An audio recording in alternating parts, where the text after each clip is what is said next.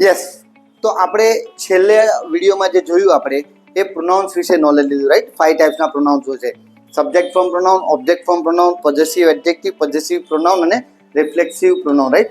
તો એ તમે બહુ ગ્રો થ્રુ કર્યું હશે, રાઈટ? તો આજે સૌથી ઇમ્પોર્ટન્ટ વસ્તુ આપણે શીખવા જઈ રહ્યા છે, જે આપણા કન્વર્સેશનમાં હાર્ડ છે, એ કયું છે? વર્બ. કેમ? આપણે જેમ વર્બની ડેફિનેશનમાં શીખ્યા હતા કે ક્રિયા કરનાર શબ્દ છે, વાક્યમાં ક્રિયાપદનું હોવું જરૂરી છે, ક્રિયાપદ વગર વાક્ય બની શકે નહીં.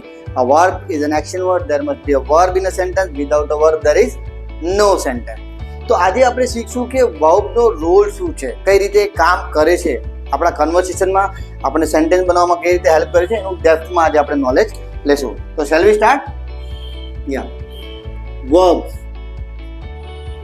વર્બ્સ મુખ્યત્વે બે પ્રકારના હોય છે, રાઈટ? મુખ્યત્વે બે પ્રકારના હોય છે. એક હોય છે મેઇન વર્બ. મેઇન વર્બ એટલે મુખ્ય ક્રિયાપદ, અને બીજું હોય છે હેલ્પિંગ વર્બ. Helping verb. આ બંનેનો રોલ અલગ અલગ છે અને બંને અલગ અલગ રીતે કાર્ય કરે છે. હેલ્પિંગ વર્બમાં અગેન બે ટાઈપના વર્બ હોય છે. એક જેને પ્રાઇમરી કહે છે, પ્રાઇમરી હેલ્પિંગ વર્બ, અને બીજા છે modal auxiliaries helping verb. Modal auxiliaries direct તમને સેન્ટેન્સ ફોર્મેશનમાં હેલ્પ કરે છે, અને પ્રાઇમરી તમને સમય એટલે કે ટેન્સ સાથે રિલેટેડ છે. તો ટેન્સ ત્રણ છે. કયા છે? એક પાસ્ટ ટેન્સ, રાઈટ? તો પાસ્ટ ટેન્સ છે કઈ રીતે ખબર પડે આપણને કે આ પાસ્ટ ટેન્સ છે? કઈ રીતે ખબર પડે? સિમ્પલ વે છે. પાસ્ટ ટેન્સમાં હેલ્પિંગ વર્બ હશે was, were, had, did, right? પછી બીન, બિંગ એ ત્રણેયમાં કોમન છે, રાઈટ? એ હું નથી લખતો.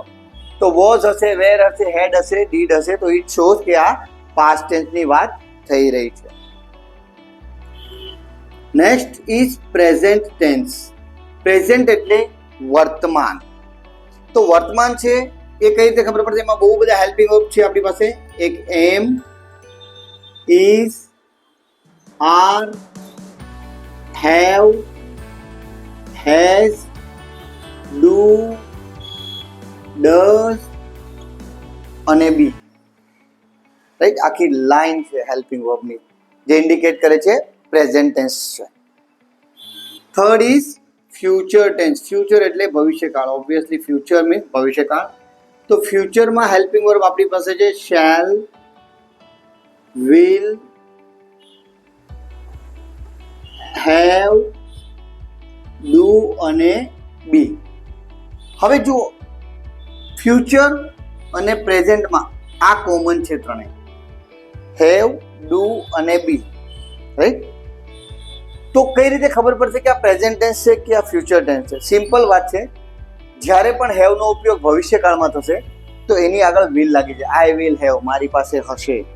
અને પ્રેઝન્ટ બતાવવા માટે ખાલી હેવ હશે, આઈ હેવ, મારી પાસે છે. આ સમજાયું? આ ખાલી ઇન્ડેક્સ છે. આનો દરેકનો ઇન્ડિવિજ્યુઅલ યુઝ આપણે ડેપ્થમાં શીખવાના છીએ. સો don't worry about that. Stay connected, stay tune. હવે મોડલ ઓક્સિલરીઝ. મોડલ ઓક્સિલરીઝ અહીંયા તો હું ઓછા લખીશ, પણ આપણે લગભગ 33-34થી વધારે શીખશું, જે આપણને વર્બ્સ, રાઈટ? જે વર્બ જે આપણને વર્ડ જે આપણને સેન્ટેન્સ મેકિંગમાં હેલ્પ કરે છે, રાઈટ? તો આગળની જર્ની બહુ જ બ્યુટીફુલ રહેશે, અને હવેથી તમારો કોન્ફિડન્સ ડેફિનેટલી ઇંગ્લિશમાં વધશે આના પછીના વિડીયોથી. તો અત્યાર સુધીના વિડીયો તમે ન જોયા હોય તો સ્ટેપ બાય સ્ટેપ જોઈ લો, રાઈટ? હવે આવે છે મોડલ ઓક્સિલરીઝ. મોડલ ઓક્સિલરીઝ કઈ છે? તો મોડલ ઓક્સિલરીઝ છે can, could, should, would, may, might, use to, ought to અને મસ્ટ. આ સિવાયના ઘણા એવા વર્ડ્સ છે જેનું આપણે નોલેજ ડેપ્થમાં લેશું, રાઈટ? તો ધીસ ઇઝ પ્રાઇમરી, જે કાળ બતાડે છે પાસ્ટ, પ્રેઝન્ટ અને ફ્યુચર. આ મોડલ ઓક્સિલરીઝ છે જે આપણને સીધું સેન્ટેન્સ બનાવવામાં હેલ્પ કરે છે. તો મેઇન વર્બનું શું કામ છે? મેઇન વર્બનો રોલ બહુ જ ઇમ્પોર્ટન્ટ છે. એ ટાઈમ બતાડે કઈ રીતે, 4 પ્રકારના છે, એ કઈ રીતે કામ કરે છે એના વિશે આપણે નોલેજ લઈએ. રાઈટ,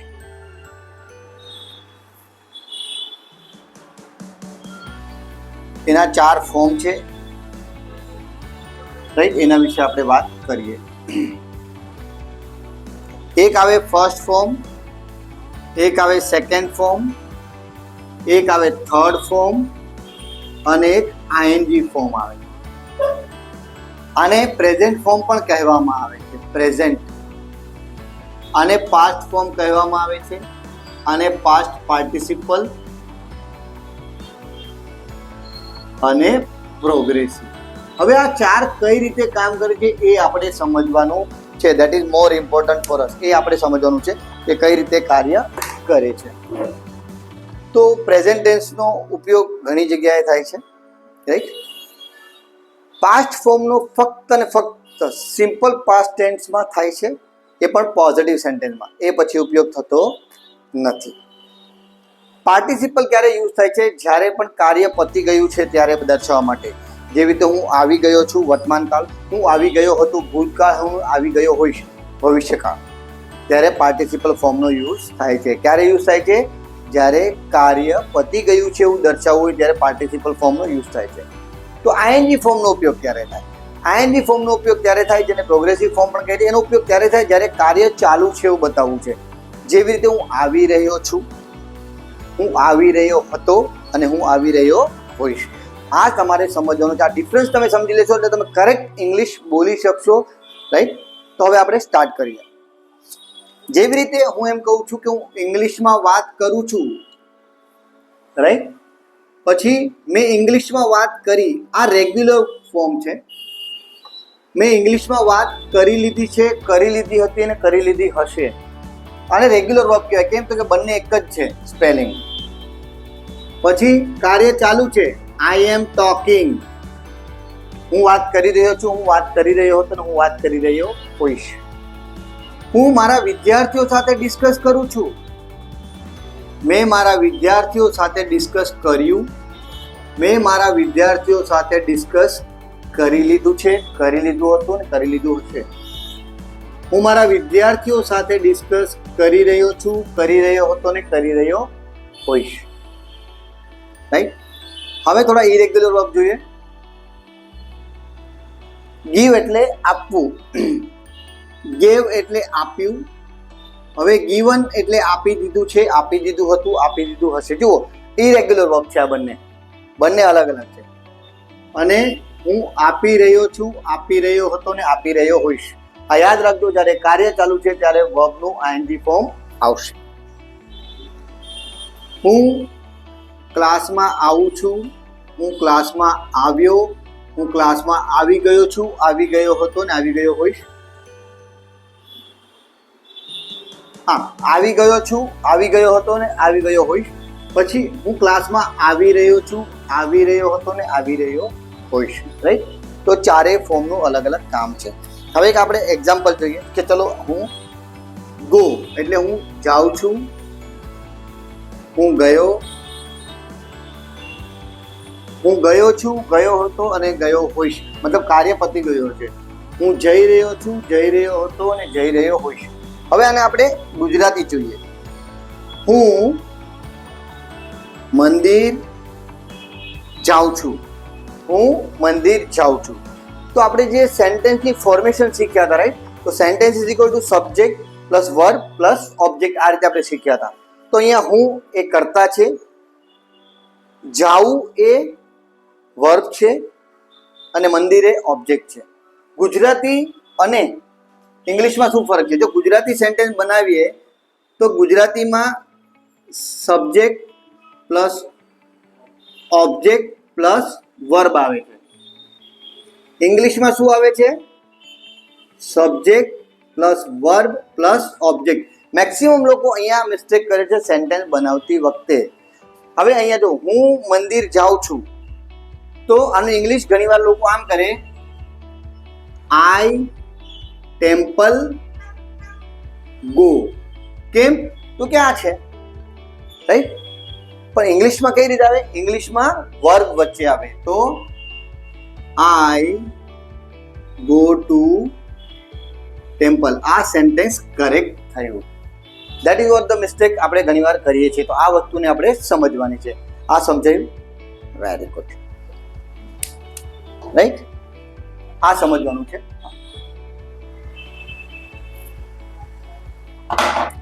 હું મંદિર જાઉં છું તો શું આવશે? I go to temple. હું મંદિર ગયો હતો. હું મંદિર ગયો હતો તો આઈ વર્બનું second form went to temple, જે ફક્ત અને ફક્ત પોઝિટિવ સેન્ટેન્સમાં આવશે. I went to temple. પછી થર્ડ ફોર્મ કામ પતી ગયું છે. હું આ મંદિરે ગયો છું, મતલબ કામ પતી ગયું છે. યસ, તો હું આ મંદિરે ગયો છું તો આઈ સાથે આવશે હેલ્પિંગ વર્બ હેવ. કામ પતી ગયું છે તો વર્બનું third form I have gone to this temple. I have gone to this temple.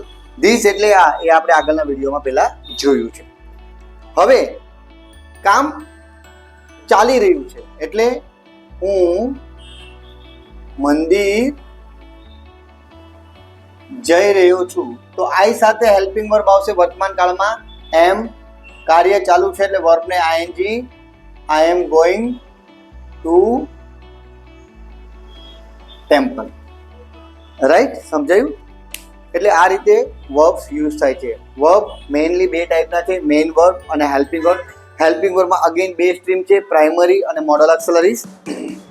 પ્રાઇમરીમાં tense related વાત થાય છે કે ટેન્સ બતાડે છે.